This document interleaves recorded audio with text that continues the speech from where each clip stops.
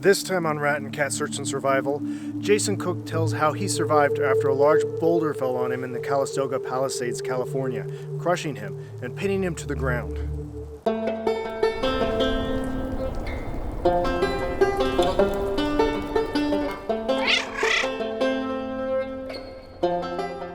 Welcome to Rat and Cat Search and Survival, where we take a look at stories of those who have gone missing so others can learn how to survive.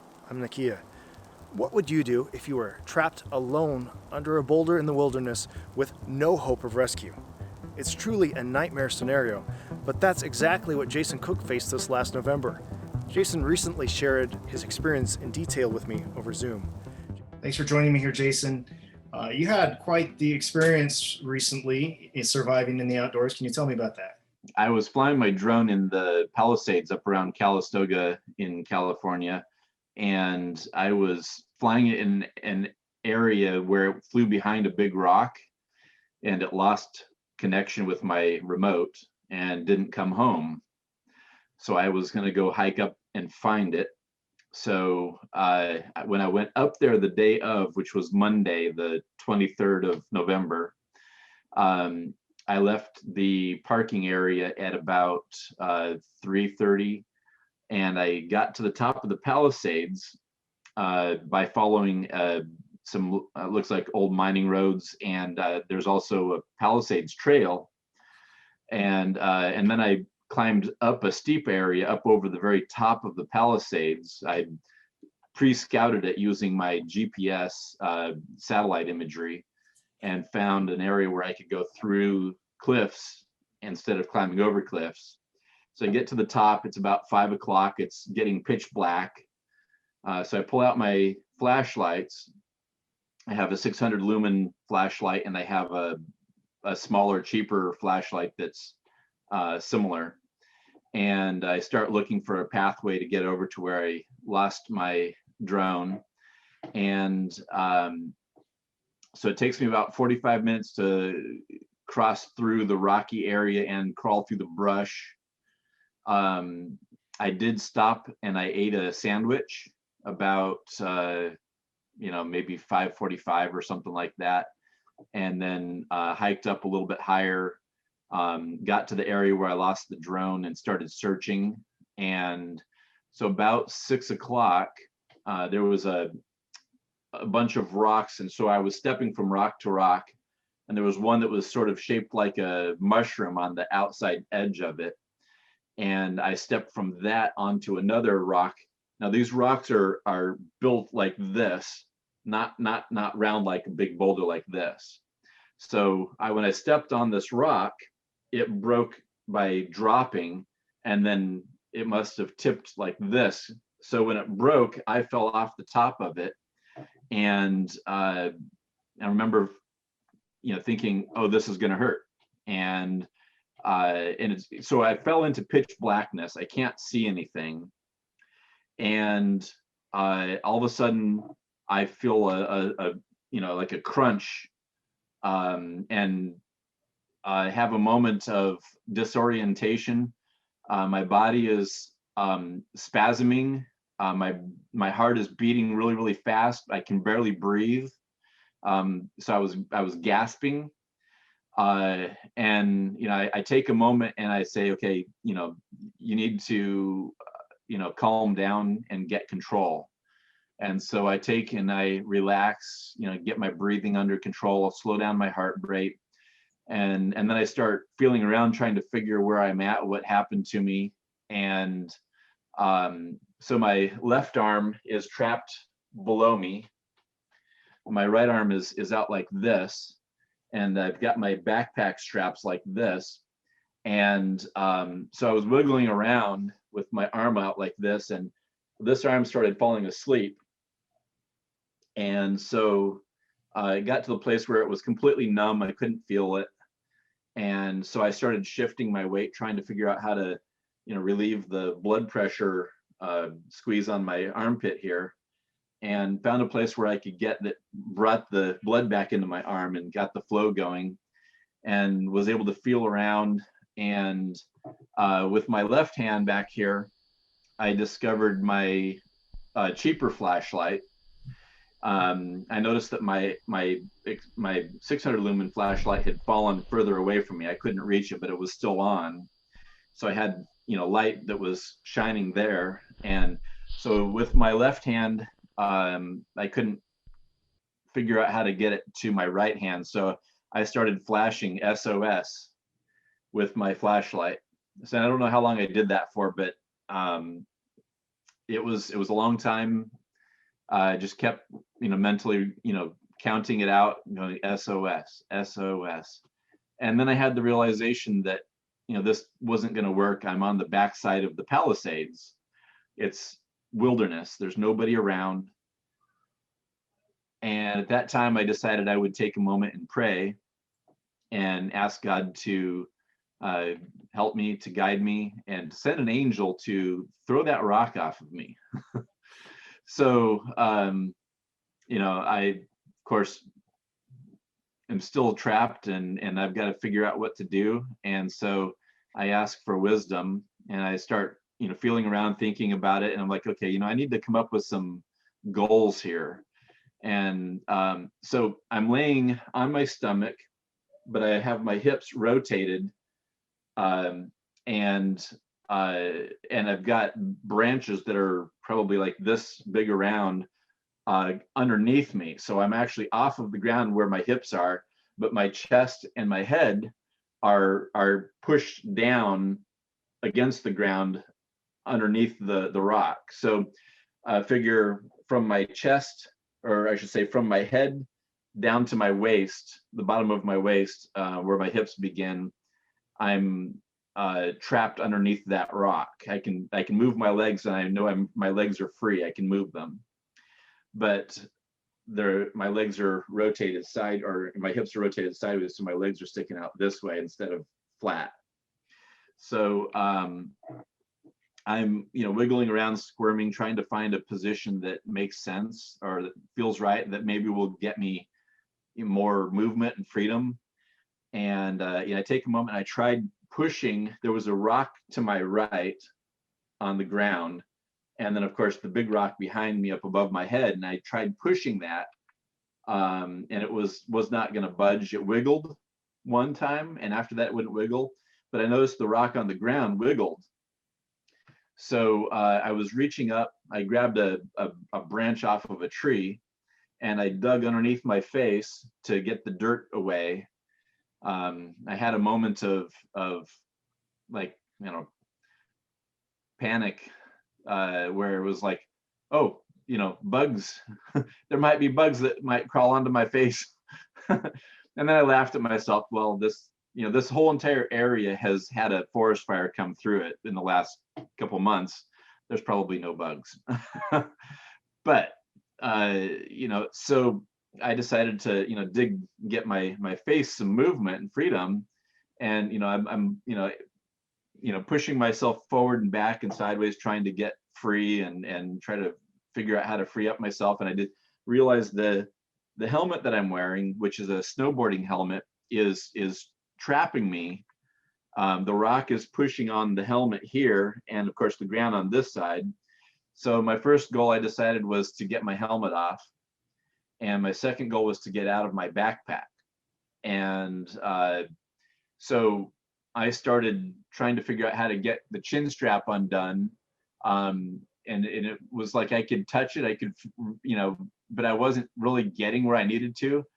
And I had to stop and tell myself, Jason, you're not trying hard enough. You've got to do something to get that chin strap undone, even if it hurts. So I was like, I jammed my hand up in there, was able to pull backwards and catch the clasp, and it popped free. And at that point I was able to push my helmet off, and then now I have extra room with my head, and I was able to see the rock beside me, and decided I would start digging under and around that. So I was digging around and it wouldn't move. So I stopped and was like, well, I'm gonna see if I can get my phone out of my right pocket. So I reached into my left pocket and I pulled out my keys that has a penknife on it, and I reached across, and with my left hand, so I actually had to, rotate my hips around to get to a place where I could reach across with my left, and cut the pants pocket open, and then I was able to reach in with my left hand, pull out the phone, and I transferred it over to my right hand, and I was going to try to turn it on and use it to make a call. And so I have one of those swipe pattern things that you put on your phone. I couldn't wake the phone up, and then I couldn't figure out how to swipe it when I couldn't see it. Oh, yeah. And I even tried, like 911 call, all this stuff, and no response from the phone. So I didn't have a protector on it because I'd been using it to control my drone with, and the protector made it so that the wire connector wouldn't connect in very well. So I took it off. So I decided to pause for a moment with the phone thing. I put it on the rock, and the second I put it on the rock, it slid away because it didn't have a non-slip case on it. So I was reaching for it, trying to find it. I couldn't find it. So I went back to digging underneath that rock.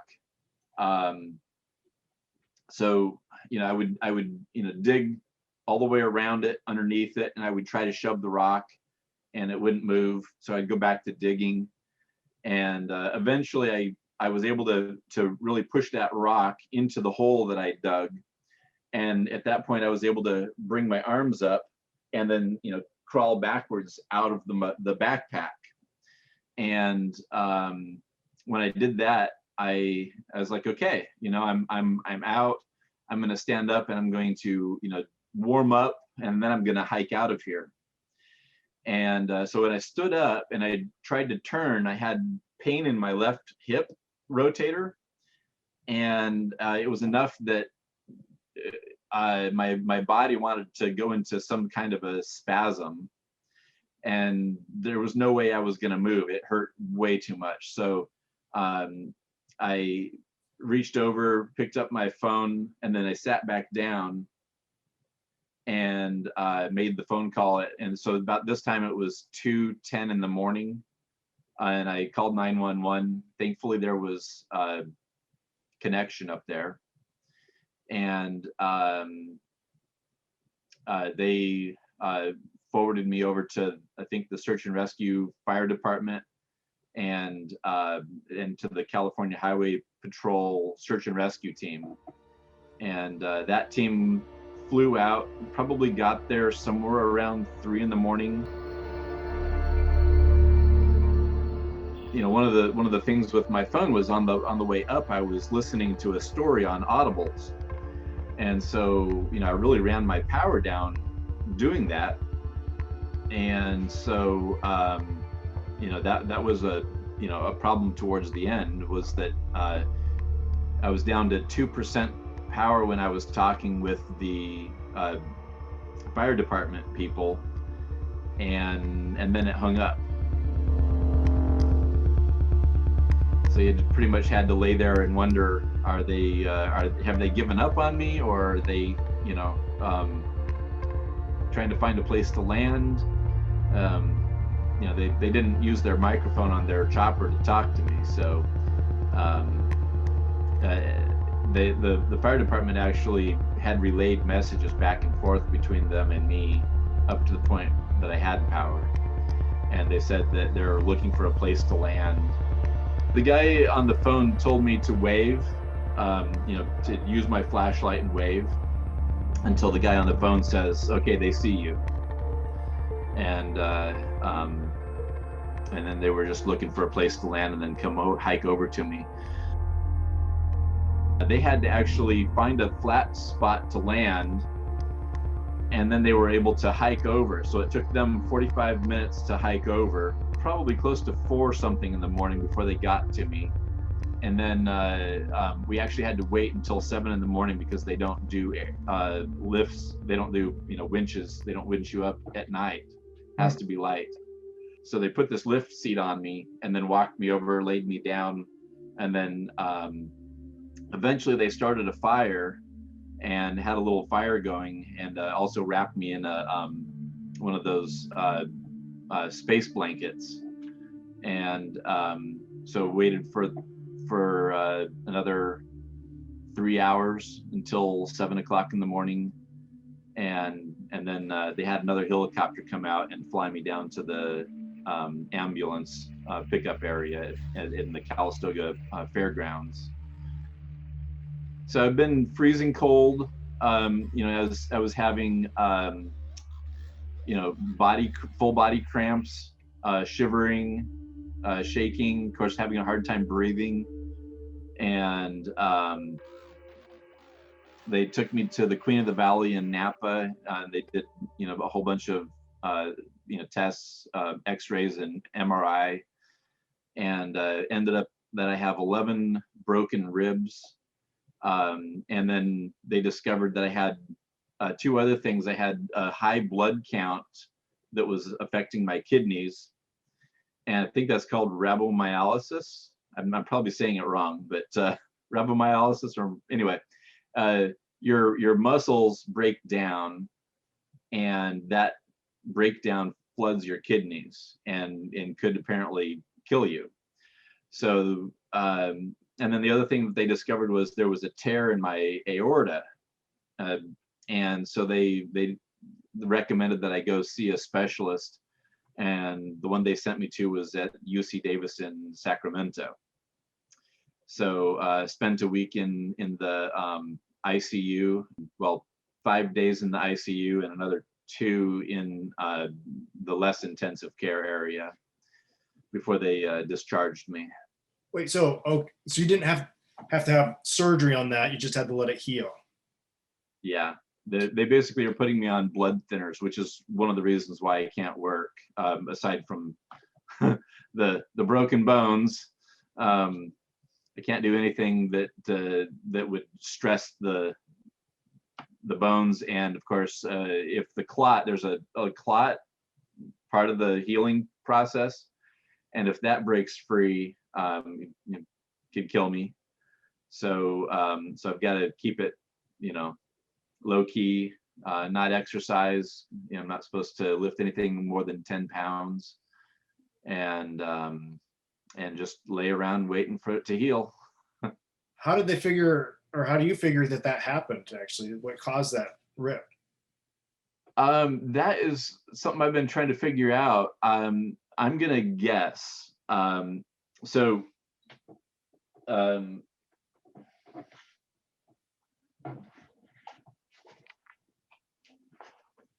this is a battery. I always have my batteries in this position.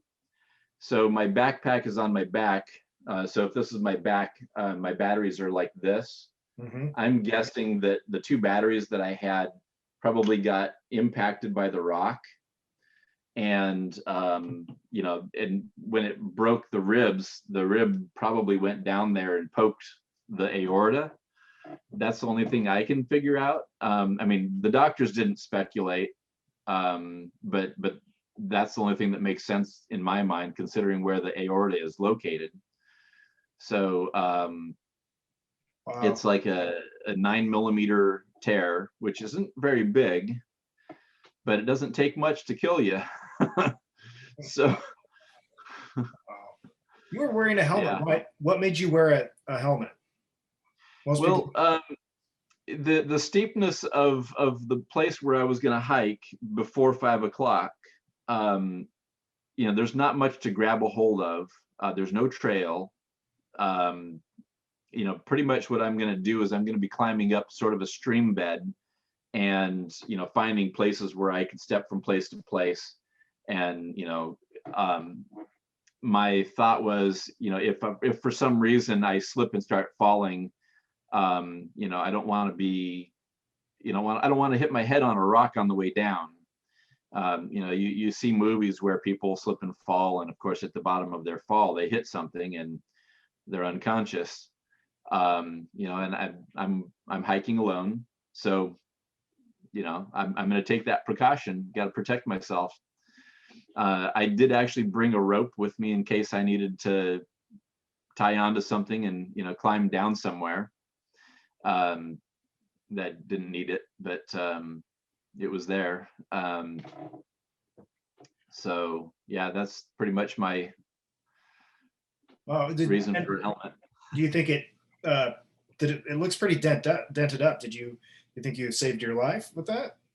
Oh, definitely. Yeah. I mean, there's two places where it's dented, one that's worse than the other. And one looks like when I fell off the rock, maybe the bigger rock came and hit me.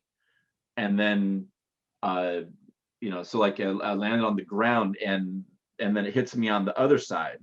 So one was on the back and then one was on the side. So I'm not sure how it, hit twice, but so one could have just been that, there was an initial crunch and then there was the position where it held me in and, I couldn't move. Something like that. And then it might have actually been like, the rock itself might have moved before it stopped,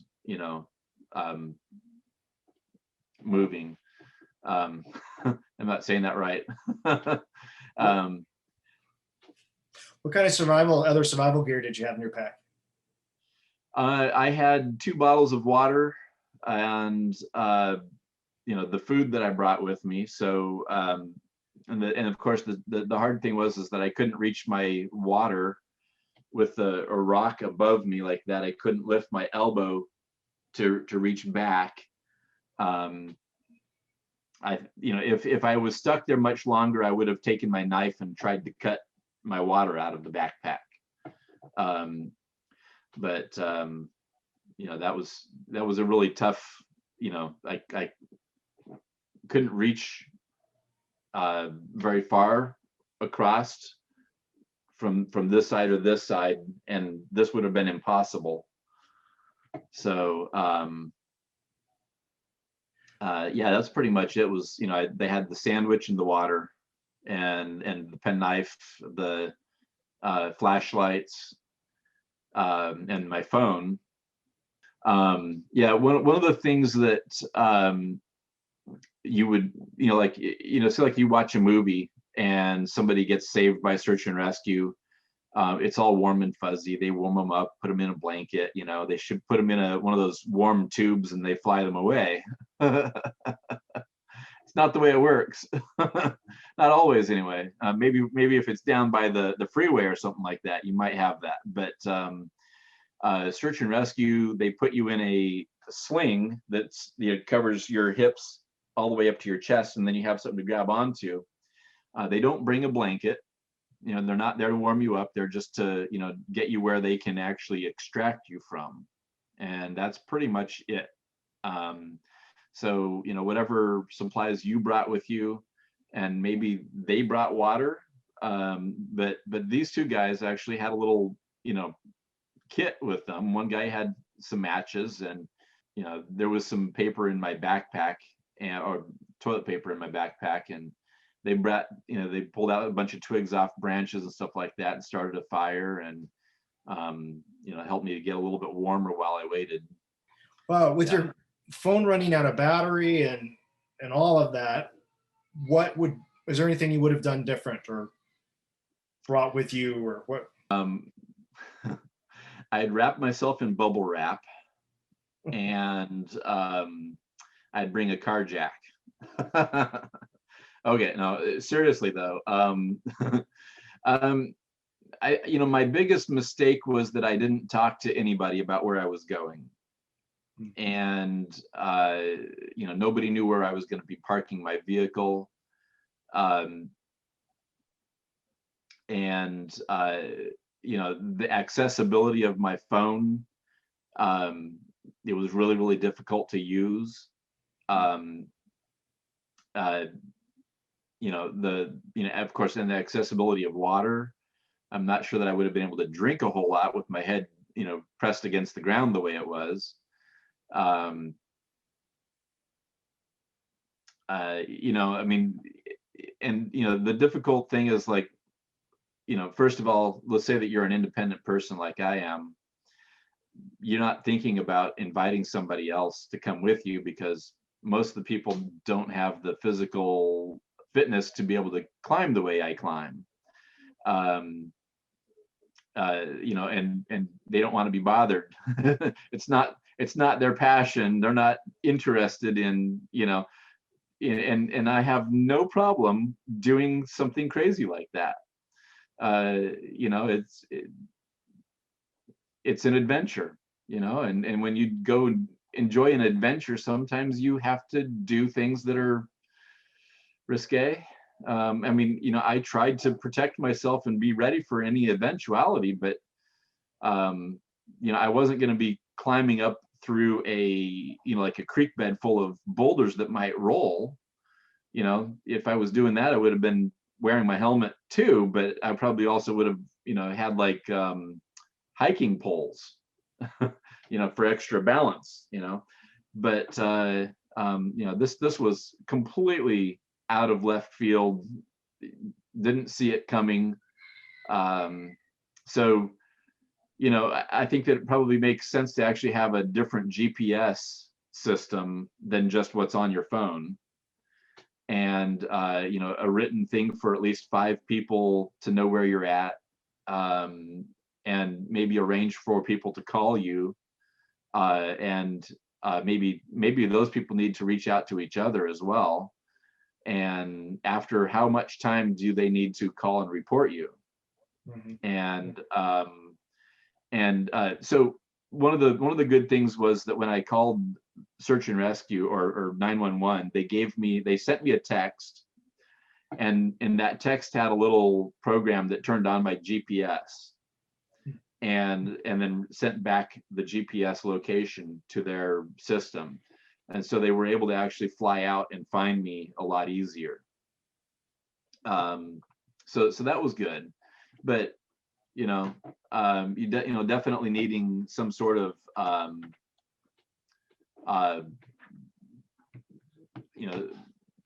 system where your voice can be picked up, and it can recognize you saying, call 911 or something like that,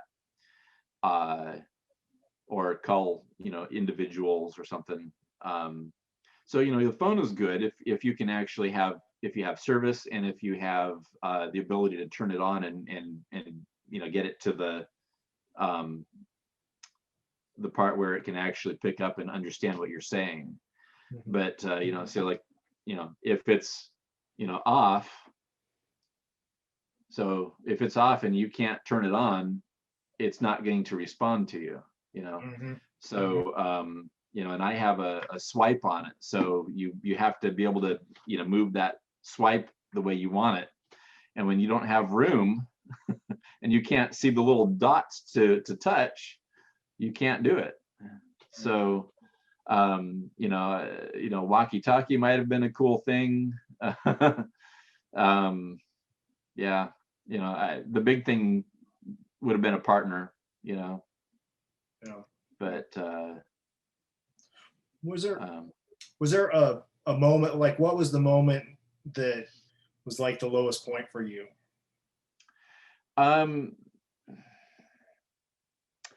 So after getting slammed down, I felt the heart rate. It was really fast. My breathing was really shallow, and it felt like panic. And at that moment, I had to, get control of myself.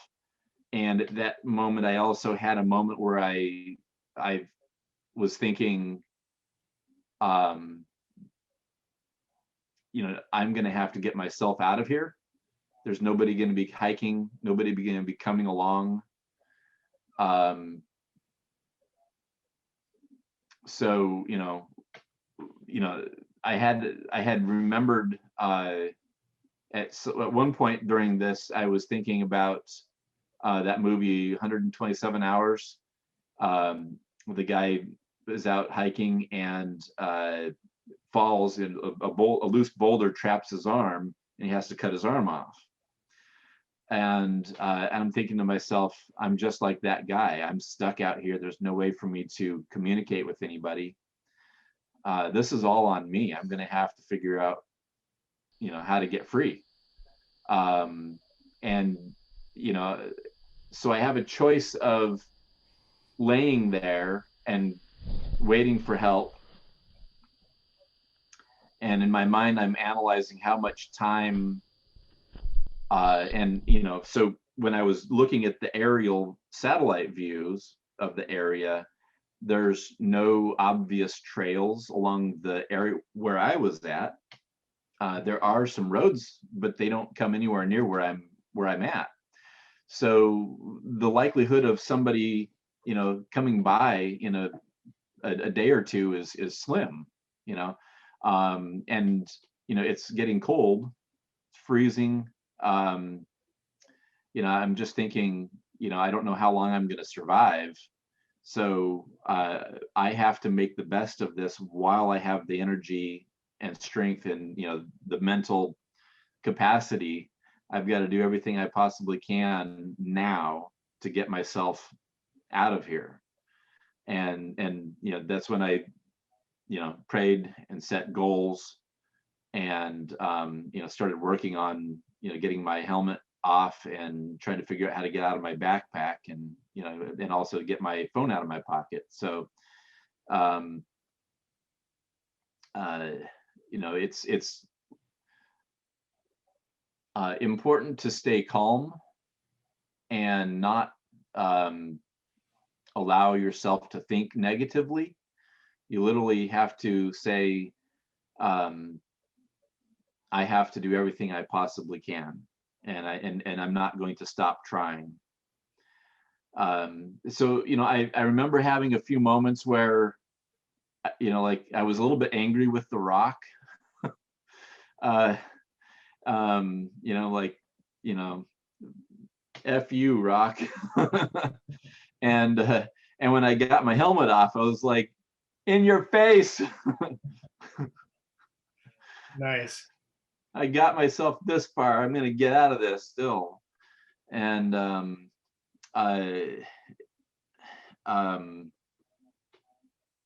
there was another moment where, so while I was shifting myself around trying to get myself free, I had forced myself forward, and I think that I got myself even tighter, stuck underneath. And so I think that was when I needed to dig my face out.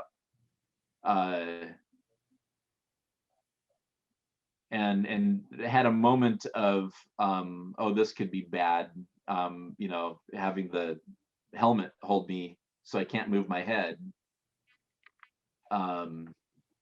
But other than that, I didn't really have any, anything that was really lower, other than, feeling pain, feeling how shallow I was breathing, and thinking to myself, if this is the best I can breathe, is there a negative side effect of this shallowness? And how long will I survive this way?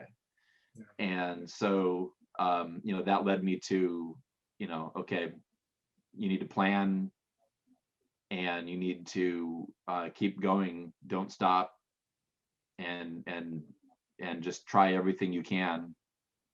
Did you ever find your drone? No. And that's I'm going to be going back once I'm healed. I'm going to look for my drone. I before all this went down, a couple of weeks before this, I had mailed in 2 other drones to have some work done on them. So my plan is to hike back up there and use one of my other drones to look all over the place up there to see if I can find where it's at. Around that pancake of rocks that I was videoing, there's some heavy duty brush on the north side of it. So if it didn't come home and it didn't think to fly anywhere else, it probably landed on top of all of that brush. So I'm hoping that I'll be able to actually fly over it with the other drone and actually see it and be able to figure out where to go to, get it. So it's a $1,500 drone. I'm not leaving it. So excuse me. My ribs. Oh yeah. So how long are you off work then? So 3 months. Yeah. So November 23 through November 23 is when it happened. So basically they told me after I was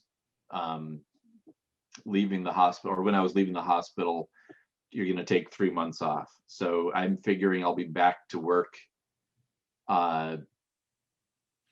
probably in March. But I do need to go and have another MRI done to look at the aorta. So maybe another X-ray of my bones. So but yeah, 3 months is what they said. So yeah. How much media attention have you had from this? I'm gonna say somewhere in the neighborhood of 4 or 5 interviews, one with a newspaper guy, and then at least 4 with news companies. What kind of medical bills do you have from this? Yeah, so the medical bills are currently over 100,000. I think I saw it was currently at about 120,000, but I haven't seen all the bills come in yet. Yikes. So yeah, $18,000 a day for the ICU. And one of my ambulance rides was $16,000. It was I was like, wow. I had no idea that it could be this expensive. And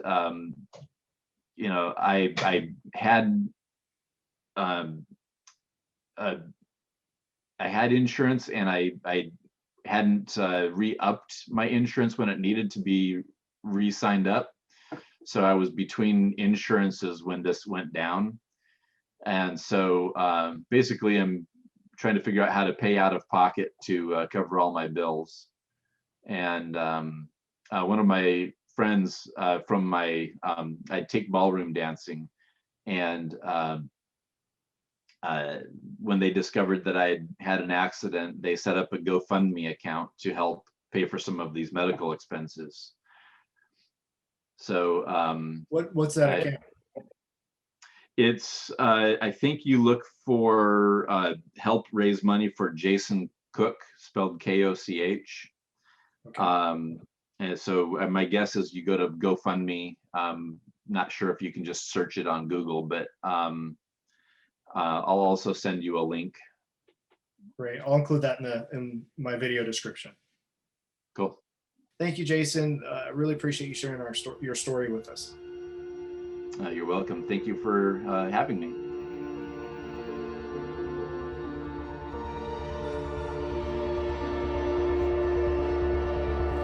Here on Rat and Cat, we take a look at stories of those who have gone missing so others can learn how to survive. I want to talk a little bit more about a couple things Jason mentioned that could have decreased his rescue time and increased his chances of survival. First of all, make sure to tell someone where you're going and when you'll be back. Consider checking in at designated times. Jason also noted that he didn't have a satellite beacon. When you're out hiking solo, you can set your satellite rescue beacon to send your waypoint to your emergency contact every hour or even every 10 minutes. If you don't check in at a designated time, your emergency contact will know right where to find you. One reason Jason Koch couldn't use his cell phone to call was that he had limited access to his cell phone. When he finally reached his cell phone, he couldn't see the screen to unlock it because his hands were trapped, and in trying to get the phone closer to his face, it slipped out of reach. Things would have been different if the voice assistant was unlocked and activated. He could have used his cell phone to call for help. When hiking, consider turning off password protection on your phone and turning on your voice assistant. Also, try to keep your cell phone fully charged. If you're going to be using it for entertainment purposes, carry along a lightweight USB battery to keep it fully charged while in use. Most hikers don't include helmets in their gear, but knowing he was going to hike among boulders, Jason took a helmet and some rope. And it's one of the things that saved his life. Jason also carried 2 flashlights, one of which he used to signal his location once his cell phone battery died. In covering survival stories, I've noticed many times where people could have been rescued sooner if they'd had a flashlight, lit a signal fire, or even spelled out SOS with rocks or sticks. Even sadder are the stories of people who had a flashlight or cell phone but didn't use them to signal for help. But likely the best survival decision Jason Koch made was to take an inventory of his situation and make a plan. What about you? What did you learn from these stories? Tell us about your own survival story in the comments below. Until next time, I'm Nakia, and this is Rat and Cat Search and Survival. Get out there, be safe, and enjoy the wild.